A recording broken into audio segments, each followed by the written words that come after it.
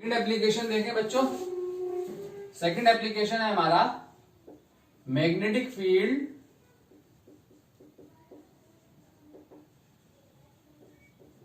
Surrounding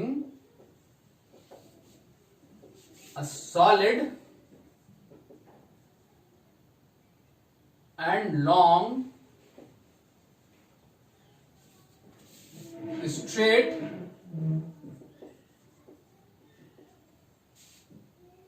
thick, straight and thick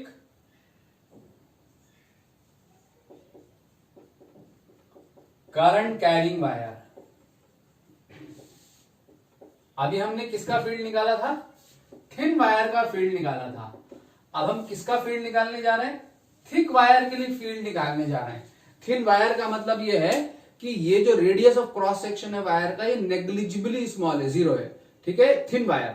अब हमने क्या लेना है? थिक वायर लेना है। थिक वायर, थिक वायर जिसका क्रॉस सेक्शन एरिया जो है वो उसका कुछ सिग्निफिकेंट क्रॉस सेक्शन एरिया है। ऑलराइट, तो हमने यहां पे मैग्नेटिक फील्ड निकालनी है surrounding a solid and long and comma straight and thick current carrying wire. ठीक है, तो consider a long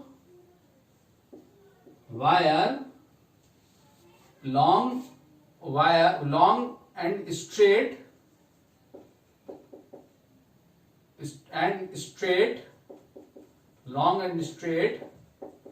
current carrying wire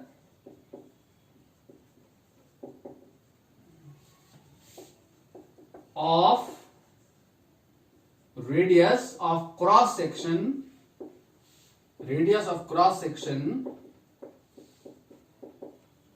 capital R. ठीक है, हमने इस क्रॉस सेक्शन का रेडियस जो है वायर के क्रॉस सेक्शन का रेडियस क्या अज्यूम कर लिया? आर अज्यूम कर लिया। Current in the wire is I, current in the wire is I which is uniformly distributed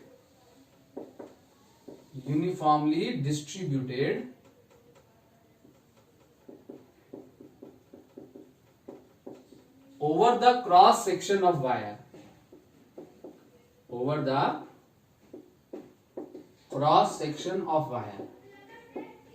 ठीक है, वायर के ऊपर करंट का डिस्ट्रीब्यूशन जो है वो कैसा है? क्रॉस सेक्शन पे वायर का डिस्ट्रीब्यूशन कैसा? यूनिफॉर्म है। मींस अगर ये total cross section area of the wire 10 centimetre square है तो यूनिफॉर्म का मतलब ये है कि इस वायर से अगर 10 एम्पियर करंट पास कर रही है तो एवरी 1 सेंटीमीटर स्क्वायर के क्रॉस सेक्शन से इक्वल करंट पास कर रही है। अगर 1 सेंटीमीटर स्क्वायर से 1 एम्पियर करंट पास कर रही है तो नेक्स्ट 1 सेंटीमीटर स्क्वायर से कैसी करंट पास कर रही है? Again 1 ampere. ठीक है, नेक्स्ट 1 सेंटीमीटर स्क्वायर से कितनी करंट पास कर रही है? 1 एम्पियर। तो इक्वल एरिया से equal amount of current pass कर रही है। ठीक है, और current crossing per unit area क्या होता है? करंट इलेक्ट्रिसिटी याद करो, current crossing per unit area, current upon area, जो कि क्या होता है?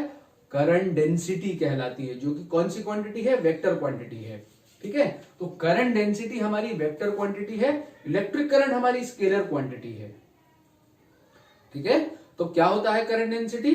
कि करंट अपॉन एरिया। कहां होती है करंट डेंसिटी की डायरेक्शन? वहीं होती है जहां करंट की डायरेक्शन होती है। करंट की डायरेक्शन में एक्ट करती है करंट डेंसिटी। ठीक है, इन सब चीजों से हम इस एक्सप्रेशन को अपने रिलेट कर रहे होंगे। तो मैंने क्या कहा कि वायर जो है उसका radius of cross section r है, करंट आई फ्लो कर रही है और over the cross section current का डिस्ट्रीब्यूशन यूनिफॉर्म है। ठीक, नॉन यूनिफॉर्म डिस्ट्रीब्यूशन कब कहलाएगा करंट का? कि 1 सेंटीमीटर स्क्वायर एरिया से अगर 1 एम्पियर करंट पास कर रही है तो अगले बगल वाले 1 सेंटीमीटर स्क्वायर एरिया से 2 एम्पियर करंट पास कर रही हो, अगले बगल वाले 1 सेंटीमीटर स्क्वायर एरिया से 1.5 एम्पियर करंट पास कर रही हो, तो यहाँ पे करंट का डिस्ट्रीब्यूशन जो है वो क्या कहलाएगा? नॉन यूनिफॉर्म कहलाएगा। हमने कैसा डिस्ट्रीब्यूशन दिया है? यूनिफॉर्म डिस्ट्रीब्यूशन दिया है। तो हमने क्या करना है? हमने यहाँ पे निकालना है magnetic field inside wire, outside wire and on the surface of the wire. 3 situation में हमने मैग्नेटिक फील्ड फाइंड करनी है। तो सबसे पहले मैं निकाल रहा हूं आउटसाइड वायर। आउटसाइड पॉइंट के लिए, आउटसाइड पॉइंट का मतलब कि वायर के सेंटर से जो आउटसाइड पॉइंट की डिस्टेंस है small r, that is greater than capital r. Outside का मतलब ये है, ठीक है। Outside wire r is greater than r, ये जहां आर जो है कहां से है, वायर के सेंटर से डिस्टेंस है। तो अगर हमने ये वायर ले लिया बच्चों, अगर हमने ये वायर ले लिया, मान लो हमारे पास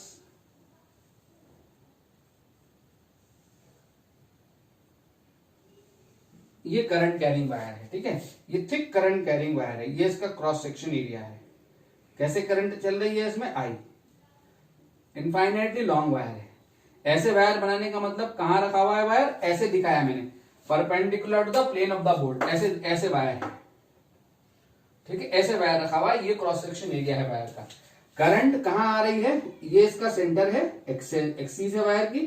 करंट कहां है, current out of the board है। आउट ऑफ द बोर्ड दिखाने के लिए इस क्रॉस सेक्शन पे मैंने यहां डॉट लगा दिए, ये डॉट करंट को रिप्रेजेंट कर रहे हैं, ये डॉट करंट को रिप्रेजेंट कर रहे हैं। पॉइंट कहां है हमारा, पॉइंट हमारा यहां आउटसाइड पॉइंट है आर, इस पॉइंट पे हमने मैग्नेटिक फील्ड निकालनी है, ठीक है, क्या लगा के, एम्पियर सर्किटल लॉ लगाकर। इस वायर का जो रेडियस है, ये जो रेडियस है, ये जो रेडियस है इसका, ये कैपिटल आर है, ठीक है। तो मैं इसका सिर्फ क्रॉस सेक्शन दिखाऊं, cross section of the wire अगर मैं ड्रॉ करूं इन द बोर्ड, तो बोर्ड में वायर का क्रॉस सेक्शन ऐसे बनेगा। देखो ये थिक वायर है, इसका ये रेडियस है आर, ये क्रॉस सेक्शन मैंने दिखाया, वायर बोर्ड के परपेंडिकुलर ऐसे रखा हुआ है, ऐसे रखा हुआ है, ठीक है, ऐसे रखा हुआ है बोर्ड के परपेंडिकुलर। करंट कहां आ रही है, आउट ऑफ द बोर्ड, तो करंट यहां पे हमें मिल रही है out of the board. Out of the board के लिए मैंने ये करंट इस क्रॉस सेक्शन पे डॉट लगा दिए। ये डॉट मैग्नेटिक फील्ड को रिप्रेजेंट नहीं कर रहे हैं, यहां पर करंट को रिप्रेजेंट कर रहे हैं, ठीक है। हमने क्या करना है, इस वायर से आउटसाइड इस पॉइंट पे मैग्नेटिक फील्ड निकालनी है, आउटसाइड पॉइंट पे मैग्नेटिक फील्ड निकालनी है। तो सबसे पहला स्टेप क्या है, हम क्लोज पाथ कंसीडर करेंगे। और यहाँ मैग्नेटिक फील्ड लाइंस कैसी होंगी इस वायर के लिए, क्योंकि वायर स्ट्रेट है, वैसे ही जैसे थिन वायर के लिए मैग्नेटिक लाइंस निकाली थी, करंट के डायरेक्शन में थंब को रख के कंडक्टर को ग्रास्प करोगे। जब ग्रास्प करोगे तो मैग्नेटिक लाइंस कैसी होंगी, इसके सराउंडिंग में सर्कुलर होंगी, अंदर भी सर्कुलर लाइन होंगी कॉन्सेंट्रिक सर्कल्स, और बाहर भी सर्कुलर लाइंस होंगी। तो पाथ कैसा होगा मेरा, वैसा ही जैसी लाइंस हैं, लाइंस के अकॉर्डिंग पाथ कंसीडर करेंगे। तो ये हमने क्लोज पाथ कंसीडर कर लिया, स्मॉल आर रेडियस का, आर डिस्टेंस पे फील्ड निकालनी थी। तो eight every point on the path magnetic field tangent की डायरेक्शन में है और डीएल भी टेंजेंट की डायरेक्शन में है, ठीक है। तो हमने क्या कंसीडर कर लिया, क्लोज पाथ कंसीडर कर लिया। ये वायर का सेंटर है सी, क्लियर।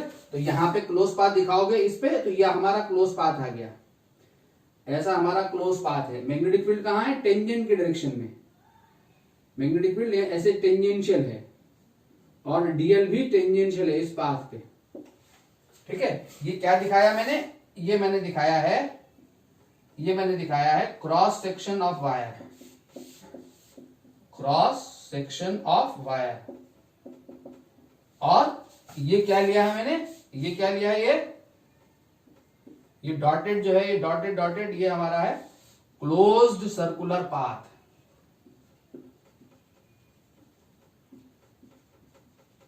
ये हमारा क्लोज सर्कुलर पाथ है। तो सबसे पहले इस पाथ पे इस इंटीग्रल को सॉल्व करूं, ठीक है, ठीक है। इस इंटीग्रल को सॉल्व करोगे, b dot d l is equal to क्या आएगा, at every point of the path b और डीएल के बीच का एंगल क्या है, 0 डिग्री है।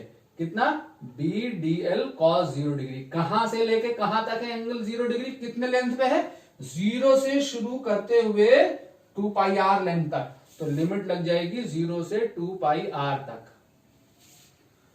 क्लियर। तो close integral b dot dl यहां से आएगा, close integral b dot dl. अब देखो एवरी पॉइंट की डिस्टेंस वायर के सेंटर से एक ही है। जब वायर के सेंटर से डिस्टेंस एक ही है, तो eight every point on the path field का मैग्नीट्यूड क्या होगा, कांस्टेंट होगा। और कांस्टेंट का इंटीग्रेशन होता नहीं, वो बाहर चला आता है। B of integration of dl 0 से 2 पाई आर, ठीक। तो इंटीग्रल बी डॉट डीएल लगाओगे तो इंटीग्रल बी डॉट डीएल आ जाएगा बी इंटू, इसका इंटीग्रेशन हो जाएगा L, upper limit minus lower limit लड़ा लोगे तो 2 पाई आर आ जाएगा इंटीग्रेशन। तो बी इंटू 2 पाई आर, ये आ गया, ठीक है। आई नेट निकालोगे तो इस पाथ से जो टोटल करंट पास कर रही है, ये टोटल पूरे कंप्लीट एरिया से पास होने वाली करंट कितनी है, आई है।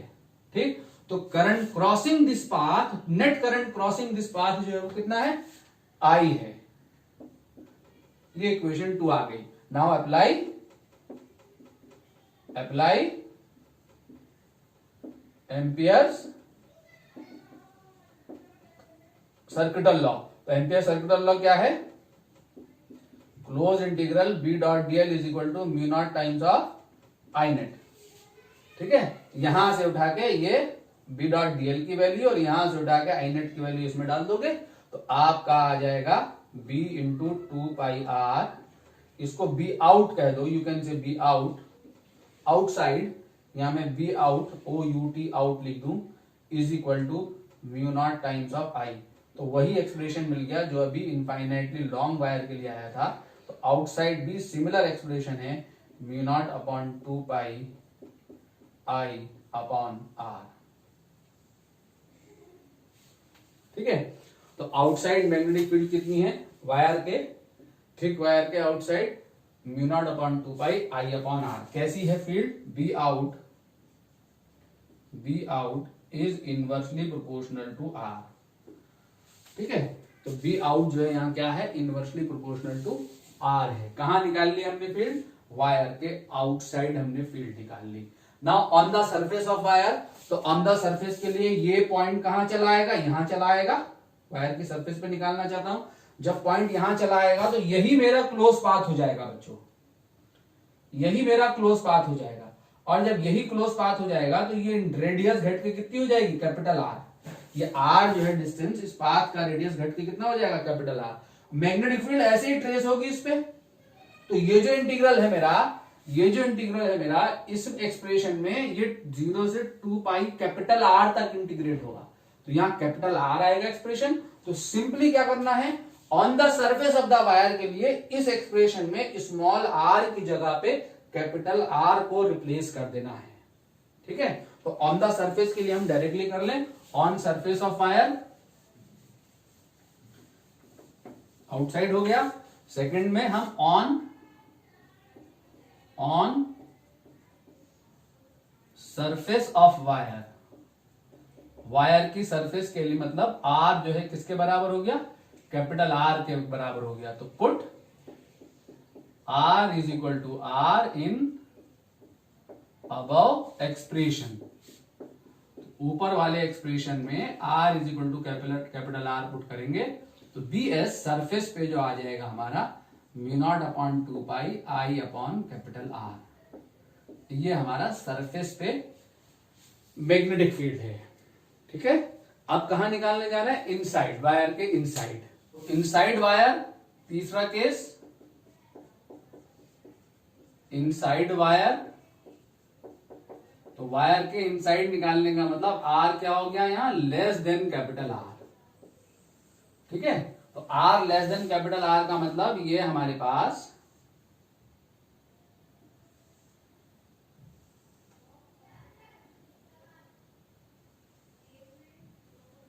देखिए ये वायर है, ये थिक वायर है, लॉन्ग वायर, इसमें करंट फ्लो कर रही है आई, इनफाइनाइटली लॉन्ग वायर है, ऐसे इनफाइनाइटली लॉन्ग वायर है। ठीक है, इसका जो रेडियस है, इसका ये जो रेडियस है, ये आपका रेडियस इसका, ये इसका सेंटर है, इसका जो रेडियस है ये कैपिटल आर है।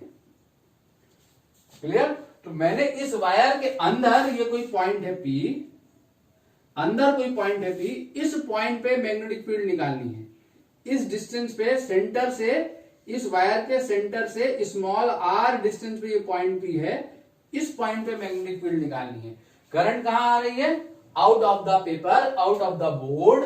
तो यहां पे क्लोज पाथ कंसीडर करूंगा तो इस क्रॉस सेक्शन को ये करंट है, तो क्लोज पाथ कंसीडर करूंगा तो क्लोज पाथ हमारा ऐसा ही होगा, सर्कुलर, ये क्लोज पाथ होगा। ठीक है, फील्ड का करंट कहां है, यही गोले के अंदर डॉट लगा देंगे, ये हमने डॉट लगा दिया यहां। ठीक है, ये डॉट लगाया और हमारे पास ये जो पाथ है, ये जो पाथ मैंने कंसीडर करा, तो ये जो फील्ड है, जरा देखें ध्यान से, ये वाली फील्ड, अगर आपको रेड मार्कर दिख रहा हो, ये जो फील्ड है सॉरी फील्ड नहीं, ये जो करंट है ये, ठीक है, इस पाथ को जो करंट क्रॉस कर रही है, जो करंट क्रॉसिंग द पाथ है बच्चों, ये जो करंट क्रॉसिंग द पाथ है, देखें अगर रेड कलर आपके आ रहा हो,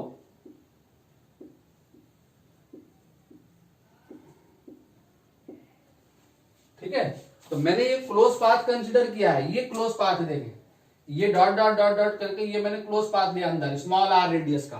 तो eight every point of the path field और इसके बीच का एंगल कितना होगा, अगेन यहां 0 डिग्री होगा, बी यहीं और डीएल भी यहीं। अगर मैं इस क्रॉस सेक्शन को यहां बोर्ड में दिखाऊं तो बोर्ड में क्रॉस सेक्शन हमारा ऐसा है, ऐसे वायर है, वायर का क्रॉस सेक्शन है, wire out of the board current आ रही है, ये इसका रेडियस है कैपिटल आर, इसके अंदर यहां कोई पॉइंट है पी, इस पॉइंट पे हमने मैग्नेटिक फील्ड निकालनी है, हम एक क्लोज पाथ कंसीडर कर लिया मैंने ऐसे, ठीक है।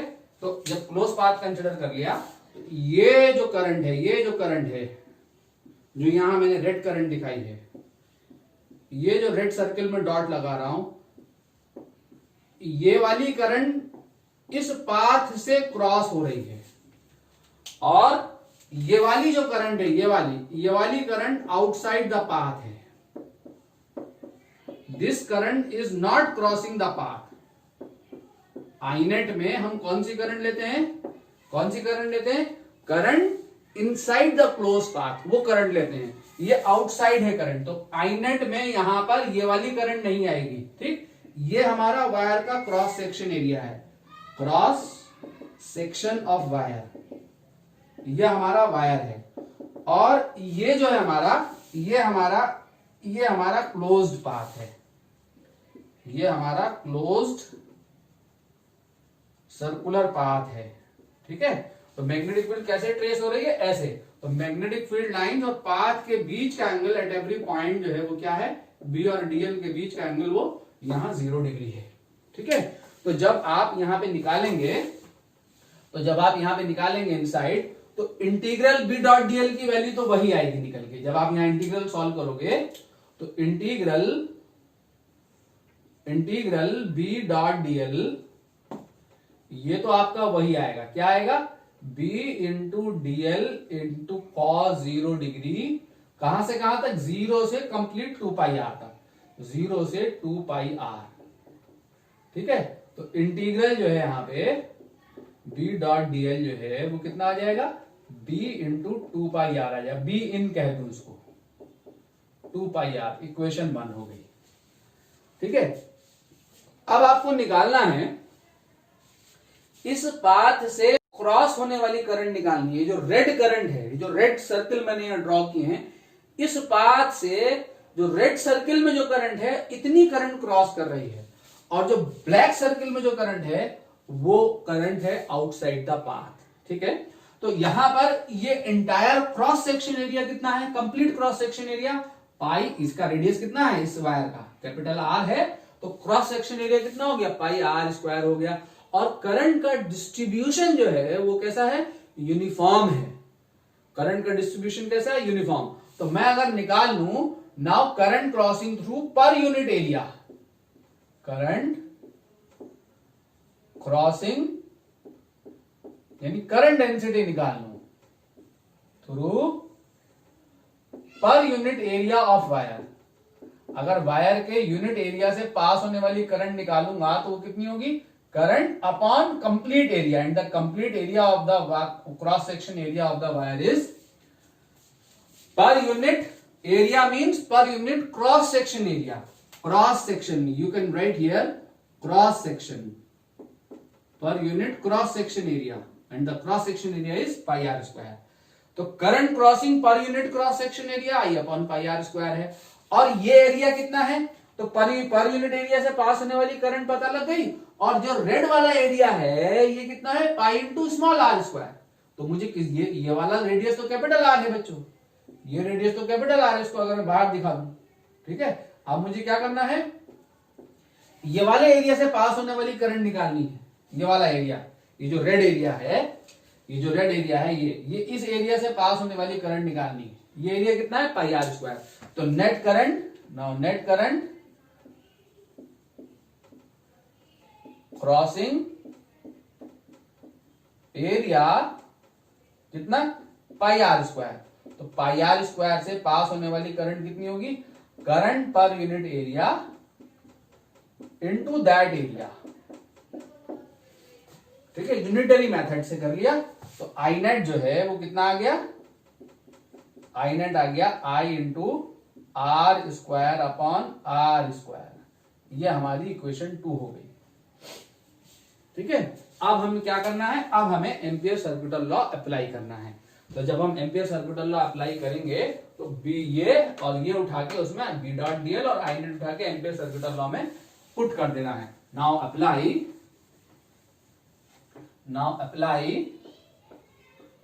Amperes law. एम्पियर्स लॉ क्या है, close integral b dot dl is equal to mu not times of I net. ठीक है, तो यहां से ये बी डॉट डीएल और यहां से ये आई नेट उठा के इसमें डालोगे तो आपका आएगा b in into 2 pi r is equal to I into r square upon r square. ठीक है, ये आएगा। तो आपका बी इन यहां से क्या आया जरा देखो, बी इन यहां से आ गया, यहां पे म्यू नॉट भी आएगा बच्चों, म्यू नॉट। ठीक है, तो म्यू नॉट अपॉन 2 पाई आई ये अपॉन में आर स्क्वायर इंटू एक आर स्क्वायर से एक आर कट देगा तो इधर एक आर बच जाएगा इंटू आर। ये आपकी फील्ड आएगी b in is equal to mu not upon 2 pi into I upon r square into r. कौन है वेरिएबल इसमें, स्मॉल आर है। तो वायर के अंदर फील्ड कैसे वेरी कर रही है, b in is directly proportional to r. ठीक है, वायर के अंदर जो फील्ड है वो क्या है, b in is directly proportional to small r. तो ये हमने फील्ड निकाल ली कहां, सॉलिड थिक वायर के inside on the surface and outside. अगर वायर थिन है तो थिन वायर के ऊपर जो मैग्नेटिक फील्ड है वो क्या होती है, 0। पायो सावर्ट लॉ जब हम लगाते हैं तो थीटा वहां 0 डिग्री, थीटा वहां 90 डिग्री मिलता है। ठीक है, तो थिन वायर के ऊपर फील्ड 0 होती है। क्लियर, तो b in is directly proportional to r. अब इन सब चीजों को एक जगह लिख के तो हमारी फील्ड क्या आई बच्चों, बी इन हमारी I mu not upon 2 pi I upon r square into r. ये हमारी आई इनसाइड। ठीक है, और सरफेस पे जो हमारी फील्ड आई वो कितनी I, mu not upon 2 pi I upon r. और आउटसाइड जो हमारी फील्ड आई है वायर के वो कितनी आई है, mu not upon 2 pi I upon r. ये हमारी फील्ड आई है। ठीक है, यहां पर अगर मैं इस एक्सप्रेशन को करंट डेंसिटी के टर्म में लिखूं तो करंट डेंसिटी के टर्म में इसको मैं कैसे लिख सकता हूं, b in is equal to mu not upon 2 into I upon pi r square into r, ऐसे लिख सकता हूं। और करंट अपॉन एरिया, ये करंट जो है ये इतने एरिया ऑफ क्रॉस सेक्शन से टोटल इतनी करंट पास हो रही है ना आई, तो J इज इक्वल टू जो हमारी करंट डेंसिटी होगी, अगर देखें ध्यान से तो जो हमारी करंट डेंसिटी होगी वो कितनी होगी, वो होगी J is equal to I upon pi r square. ठीक है, और अगर मैं तो इसका मतलब ये जो हमारी फील्ड आएगी वो कितनी आएगी, b in is equal to mu not upon 2 into j r, mu not upon 2 into j r, where J is the current density, R is the distance of that point outside the wire, sorry inside the wire। यहाँ R जो है point की distance से कहा, wire के अंदर। अगर मैं फील्ड का एक्सप्रेशन देखूं, इसको अगर मैं प्लॉट करूं, मेरी बात को बहुत ध्यान से समझें, ये हमारा वायर का क्रॉस सेक्शन एरिया है। मैंने फील्ड निकाली है कहां, इनसाइड। ये मेरा इनसाइड पॉइंट है, ये वायर का सेंटर है, ये इनसाइड पॉइंट है। इस इनसाइड पॉइंट को मैं इसको वेक्टर की फॉर्म में लाना चाहता हूं, इस बी को, तो ये मेरा आर है, ये मेरा सपोज वेक्टर आर है, ठीक है। फील्ड जे कहां है, करंट की दिशा में एक्ट करता है जे, करंट ऐसे पास हो रही है, करंट ऐसे पास हो रही है। फील्ड कहां है, फील्ड देखें, करंट की डायरेक्शन में रखेंगे थंब को, करंट ऐसे है ना, करंट की डायरेक्शन में रखेंगे थंब को, इधर रखेंगे फिंगर को, इधर रखेंगे फिंगर को, पाम को पुश करेंगे, पाम को पुश करेंगे। देखो ये मैंने पाम को पुश किया, तो इस पॉइंट पे फील्ड की दिशा ये है बी, सारी चीजों को रिलेट करें। और जे की दिशा कहां है, जे ये वेक्टर क्वांटिटी होती है, जे कहां होती है, in the direction of current, in the direction of current, ठीक है। तो जे कहां है, जे मेरा ये है करंट के ऐसे आउटसाइड करंट की दिशा में, जे ये है, जे ये है, आर ये रहा, ठीक है। तो जे और आर के बीच में यहां पे एंगल 90 डिग्री है, देख रहे हैं, करंट डेंसिटी ये है, आर ये है। तो बी कहां है, जिस प्लेन में जे और आर है, जे और आर किस प्लेन में, मेरी हथेली में है, मेरे अंगूठे के अलोंग जे है और मेरी फिंगर्स के अलोंग आर है, ठीक है। तो जे और आर मेरी हथेली में है और बी कहां है, इसके परपेंडिकुलर है, ठीक। इसका मतलब बी जो है जे और आर का क्रॉस प्रोडक्ट है। तो जे और आर का क्रॉस प्रोडक्ट करूंगा तो क्या आएगा, जे क्रॉस आर, जे की तरफ रखूंगा फिंगर, क्रॉस आर, आर की तरफ करूंगा कर्ल, तो जे क्रॉस आर करूंगा तो ये मुझे मिलेगा b, j cross r is b. तो इस एक्सप्रेशन को अगर मुझे वेक्टर की फॉर्म में लिखना पड़ा तो वेक्टर की फॉर्म में बी इन जो है वो क्या मिलेगा, mu not upon 2 into j cross r, ये हमारा फील्ड है inside, mu not upon 2 j cross r, जहां जे और आर के बीच का एंगल कितना है, 90 डिग्री है। और बी की दिशा कहां है, जहां हमारा जे क्रॉस आर है, वो हमारा बी है, ठीक है। जे ये है, आर ये है, तो जे क्रॉस आर करोगे यहां आएगा बी। क्लियर हो गया बच्चों। तो जे आर साइन 90, तो जे आर साइन 90 रखोगे तो साइन 91 ये आ जाएगा, और जे की value I upon pi r square रखोगे वापस ये आ जाएगा। तो जे और आर के टर्म में ये वेक्टर की शक्ल में इस एक्सप्रेशन को न्यूमेरिकल में यूज करने की जरूरत पड़ रही होगी, ठीक है। इसी तरीके से अगर हम इसको उठाएं ऑन सरफेस, तो सरफेस के लिए हमने एक्सप्रेशन क्या लिया, b s is equal to mu not upon 2 pi I upon r. तो मैं इसको क्या लिख सकता हूं, b s is equal to mu not upon 2 I r upon pi r square, ऐसे लिख सकता हूं, I r upon pi r square. और ये जो है क्या हो गया आपका जे, तो b s is equal to क्या हो जाएगा, mu not upon 2 into j r, ठीक है।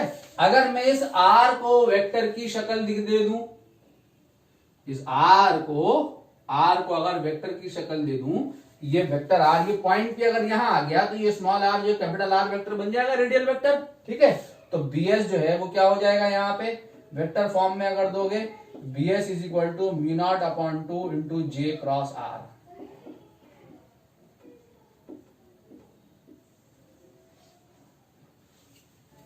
B s is equal to mu not upon 2 into j cross r. ये सरफेस के लिए, ये इनसाइड किसी पॉइंट के लिए, ठीक है। अगर हम आउटसाइड पॉइंट पे आए, आउटसाइड पॉइंट को, इसी को करंट डेंसिटी के टर्म में इस एक्सप्रेशन को लिखें, इस एक्सप्रेशन को करंट डेंसिटी के टर्म में लिखें, ठीक है, वेक्टर फॉर्म में। तो इस एक्सप्रेशन को अगर मैं करंट डेंसिटी के टर्म में लिखूंगा बच्चों, तो आउटसाइड का एक केस हमारा क्या है, आउटसाइड का केस हमारा है b out is equal to mu not upon 2 pi I upon r, ठीक है। तो इसको मैं क्या लिख सकता हूं जरा देखें, b out is equal to mu not upon 2 I upon pi r square into 1 by r square into r square upon r, ये लिख सकता हूं, ठीक है। पाई को मैं यहां ले गया इसके साथ, आर स्क्वायर से ऊपर और आर स्क्वायर से नीचे मल्टीप्लाई कर दिया, ठीक है, आर स्क्वायर से ऊपर आर स्क्वायर क्यों मल्टीप्लाई कर दिया, क्योंकि मुझे करंट डेंसिटी चाहिए, ठीक है, करंट अपॉन एरिया चाहिए, ठीक है।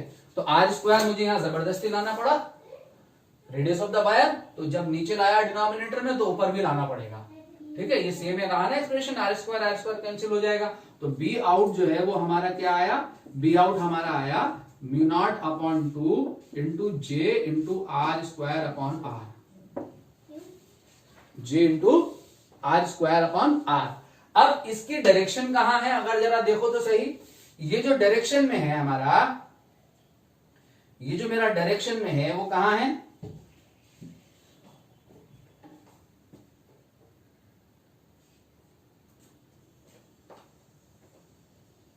ये मेरा वायर है,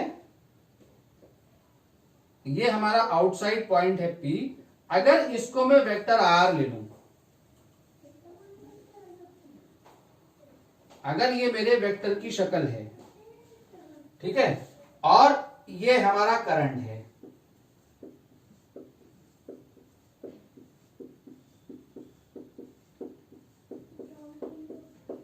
तो B कहां है हमारा, करंट की डायरेक्शन में रखेंगे थंब को, और पॉइंट की तरफ रखेंगे फिंगर को, पाम को पुश करेंगे, ठीक है, पाम को पुश करेंगे। ये ग्रैस्प करोगे तो ऐसे बनेगी ना सर्कल, तो इस बार टेंजेंट की दिशा में, तो उसके लिए हम ऐसे भी करते हैं किसी पॉइंट पर फील्ड निकालने के लिए, शुरू में बता चुका हूं कि करंट की डायरेक्शन में रखते हैं थंब को, उस पॉइंट की तरफ फिंगर को जहां फील्ड निकालनी है, रखने के बाद पाम को पुश करते हैं, तो हमारा जो मैग्नेटिक फील्ड है यहाँ पे ऐसे आएगा बी। तो अगेन वही सिचुएशन है, जे तो हमारा ये है करंट डेंसिटी, जे तो करंट डेंसिटी ये है मेरी,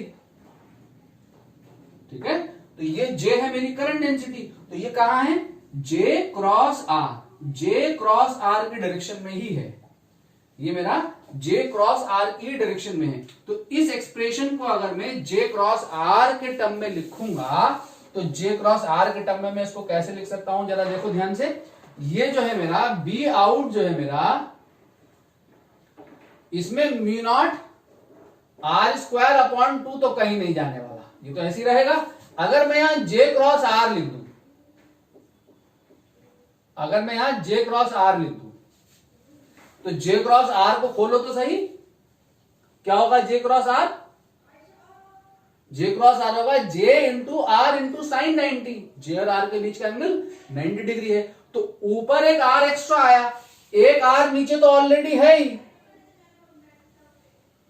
एक आर तो नीचे ऑलरेडी है ही, ठीक है, और ऊपर एक आर एक्स्ट्रा आ रहा है, तो जब ऊपर एक आर एक्स्ट्रा आ रहा है तो उसको कंपनसेट करने के लिए मुझे क्या करना पड़ेगा, नीचे एक आर स्क्वायर और डालना पड़ेगा, J cross r square, r upon r square, ठीक है, समझ रहे मेरी बात को। तो ये हमारा एक्सप्रेशन बनेगा outside mu not upon 2 r square into j cross r upon r square, j cross, अब इसको ओपन करो, देखो जे आर साइन 90, तो एक ऊपर आर आया मैग्नीट्यूड वाइज, नीचे से एक आर कैंसिल हो जाएगा, ऊपर आर से नीचे एक आर कैंसिल हो जाएगा, तो ये म्यू नॉट अपॉन 2 जे ऊपर आर स्क्वायर अपॉन आर ही बचेगा, ठीक है। तो आउटसाइड एक्सप्रेशन होगा b out is equal to mu naught r square upon 2 into j cross r upon r square, ठीक है। और इसमें से एक आर अगर आपने यहां ले लिया, इसमें से आर अपॉन आर अगर आपने यहां ले लिया, तो ये यूनिट वेक्टर बन जाएगा, इसमें से एक आर निकाल के। तो ये एक्सप्रेशन आपका ऐसा भी हो सकता है, b out is equal to mu naught r square upon 2 into j cross r cap upon r, ऐसे भी हो सकता है आपका। अब यहां पे ये यूनिट वेक्टर है, जब आप इसको ओपन करोगे तो ये वही आ जाएगा, क्या आ जाएगा, mu naught 2 upon r square, mu naught r square upon 2 j cross r cap, देखो आर कैप है यहां वेक्टर, इसका मैग्नीट्यूड 1 है, तो जे इंटू 1, जे का मैग्नीट्यूड, आर कैप का मैग्नीट्यूड 1 इंटू साइन 90, तो 1 यहां से 1 आएगा, तो जे अपॉन आर ही बचेगा। हमारा एक्सप्रेशन आया था ना अभी, इसी को तो हमने लिखा था, ठीक है, बोर्ड मैंने यहां मिटा दिया है, इसी को तो मैंने लिखा था mu naught r square upon 2 j r, sorry j upon r, ये आया था ना हमारा जे अपॉन आर, ठीक है। इस जे अपॉन आर को हमने ऐसे चल के यहां पहुंच सकते हैं। तो यूनिट वेक्टर के टर्म में आउटसाइड एक्सप्रेशन हमारा ऐसा हो जाएगा। क्लियर हो गया? तो अगर आपके पास बोर्ड एग्जाम में आता है तो ये मैंने क्या किया, आपको आई और आर के टर्म में फील्ड निकाल दी, इनसाइड, सरफेस, आउटसाइड, और ये जे करंट डेंसिटी और आर के टर्म में फील्ड आ गई। अगर आपके पास बोर्ड में ये एक्सप्रेशन आता है ड्राइव करने के लिए तो आपने सिर्फ यहां तक रहना है, इससे आगे बिल्कुल नहीं बढ़ना है। ठीक है, यहां तक रह के एक ग्राफ प्लॉट होता है इसका, वो ग्राफ प्लॉट कर देना है, बस, दैट्स ऑल। ठीक, ये मैंने जो बताया है ये न्यूमेरिकल के लिए मैंने बताया। कॉम्पिटिटिव एग्जाम्स में न्यूमेरिकल करने के लिए हमें इन एक्सप्रेशंस की, inside, outside and on the surface of the wire, in expression के करंट डेंसिटी के टर्म में एक्सप्रेशन की जरूरत पड़ती है इन वेक्टर फॉर्म। ठीक है, तो न्यूमेरिकल के लिए मैंने ये बताया, डेरिवेशन में यहां तक रहना है, बस, इतना आगे आगे बढ़ के काम नहीं करना। तो अगर हम यहां पर इसका ग्राफ प्लॉट कर दें तो ग्राफ क्या है जरा देखो बच्चों, यहां पे आउट इन जो है b in directly proportional to r है, सरफेस पे ये सब कांस्टेंट टर्म है, कांस्टेंट है फील्ड, और आउटसाइड जो है वो क्या है, इनवर्सली प्रोपोर्शनल टू आर है। ठीक है, अगर मैं ग्राफ प्लॉट करूं तो मेरे पास ये वायर है, आर रेडियस का वायर का क्रॉस सेक्शन दिखाया मैंने यहां, C is the centre of the wire, C या ओ, और ये मैग्नेटिक, ये सॉरी मैग्नेटिक फील्ड नहीं, करंट, ये करंट क्रॉस कर रही है वायर से outside, outside the plane of the board या plane of your paper, plane of your copy. ठीक है, ये करंट ले रहे हैं। तो मैंने ग्राफ प्लॉट करना है,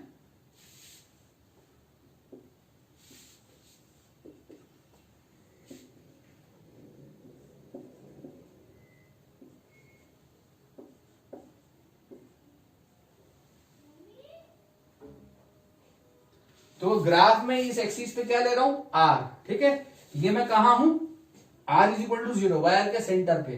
ठीक है, वायर के सेंटर से मैं बाहर की तरफ को चला, कहां आ गया, वायर की सरफेस पे आ गया, आर किसके इक्वल हो गया, कैपिटल आर के इक्वल हो गया। तो ये हम कहा हैं, वायर के इनसाइड। ठीक है, ग्राफ यहां जो प्लॉट करेंगे वो क्या प्लॉट करेंगे, इनसाइड वायर, और ये हम कहां आ गए, वायर के आउटसाइड आ गए। ठीक है, ये ग्राफ नहीं है, याद रखना है। तो वायर का क्रॉस सेक्शन मैंने दिखाया, इसके रिस्पेक्ट में यहां ग्राफ खींच रहा हूं, ये प्लॉट है ग्राफ का, ये प्लॉट करना है आपने। ठीक है, तो इनसाइड फील्ड कैसे वेरी कर रही है, सेंटर पे क्या होगी जरा देखो, सेंटर के लिए ये इनसाइड वाला एक्सप्रेशन लगाओगे ना, at centre r is equal to 0, तो आर 0 पुट करोगे तो सेंटर पे फील्ड क्या होती है, यहां 0 होती है। ठीक है, सेंटर पे 0, तो इनसाइड जो होगी 0 से चलेगा graph, R is equal to 0 पे 0 कैसे चलेगा, directly proportional to R. Directly proportional to R के लिए ग्राफ कैसा होता है, straight line passing through origin, ऐसा ग्राफ मिलेगा। तो अंदर जो ग्राफ है वो लीनियर वेरिएशन है फील्ड का, जब सरफेस से अंदर जाओगे तो फील्ड घटेगी, और सेंटर से बाहर की तरफ पाओगे तो फील्ड लीनियरली बढ़ेगी। मैग्नेटिक फील्ड कैसे बढ़ेगी, डायरेक्टली प्रोपोर्शनल टू आर। और आउटसाइड आ गए, अब हम यहां, ये कहां आ गए, हम सरफेस पे। सरफेस पे कितनी है फील्ड, इतनी, कितनी, μ0 upon 2 pi I upon r. ठीक है, और आउटसाइड जब जाऊंगा तो inversely proportional to r, r infinity पे जाएगा तो बी 0 पे जाएगा। ठीक है, बी 0 पे जाएगा, तो रेक्टेंगुलर हाइपरबोला टाइप, तो ऐसे फील्ड घटेगी, ये इंफिनिटी पे जाके मीट कर जाएगा। यहां मीट मत कराना, इंफिनिटी पे मीट करेंगे, तो B out is inversely proportional to R, ये आपका ग्राफ है। ठीक है, तो मैंने यहां पर ये ग्राफ इंपॉर्टेंट है, ये डिस्कशन इंपॉर्टेंट है, बोर्ड के पॉइंट ऑफ व्यू से भी, न्यूमेरिकल के पॉइंट ऑफ व्यू से भी। तो मैंने यहाँ पर 2 एप्लीकेशन करा दी एम्पियर सर्किट लॉ के बच्चों, 2 एप्लीकेशन और बच रहे हैं, सोलेनॉइड एंड टॉरॉइडल सोलेनॉइड। ठीक है, सोलेनॉइड के लिए हमने फील्ड का कैलकुलेशन करना है, एम्पियर सर्किट लॉ अप्लाई करने के बाद इसको डिस्कशन को हम अगली क्लास में देखेंगे। ओके देन, ठीक है, लेक्चर बहुत लंबा हो रहा है, हालांकि मैं चाहता था कि सारा एप्लीकेशन एक ही लेक्चर में करा दूं, लेकिन आप लोग जो है लेक्चर को आपके पेंडिंग है वही नहीं देख पा रहे हैं, तो मैं कैसे आगे बढ़ सकता हूं, इसलिए जो है इन लेक्चर्स को कंप्लीट कर लें जल्दी से जल्दी। और अगर आपको ज्यादा नंबर ऑफ लेक्चर चाहिए तो मैं ज्यादा number of lecture he post कर सकता हूं, आप मुझे बता दें। ठीक है, लेकिन बशर्ते कि आप लेक्चर्स को कर लें। ठीक है, ठीक है बच्चों, अगले लेक्चर में मिलेंगे और यहां से एम्पियर सर्किट लॉ के लास्ट 2 एप्लीकेशन करेंगे।